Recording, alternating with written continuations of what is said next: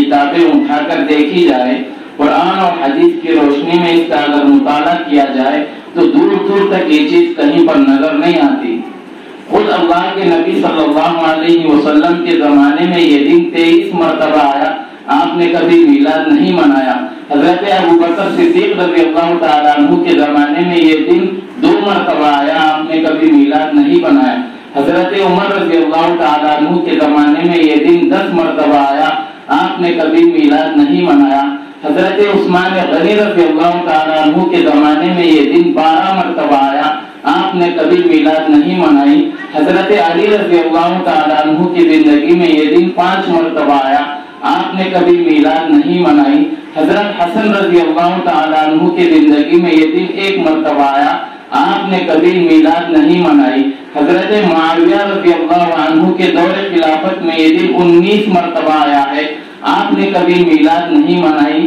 میرے اور آپ کے مقتدا اور امام ابو حنیفہ رحمت اللہ علیہ کے زمانے میں، ان کے دور میں یہ دن 47 مرتبہ آیا، آپ نے کبھی میلاد نہیں منائی۔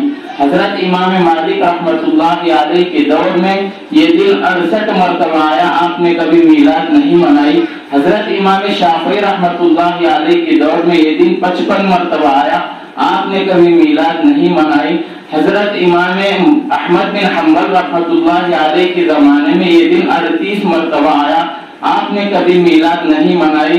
عبد القادر جیلانی رحمت اللہ علیہ کے زمانے میں یہ دن تقریباً 65 مرتبہ آیا، آپ نے کبھی میلاد نہیں منائی۔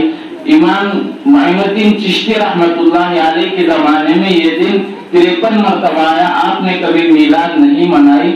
حضرت بابا شکرگنج رحمت اللہ علیہ کے زمانے میں یہ دن 70 مرتبہ آیا، آپ نے کبھی میلاد نہیں منائی۔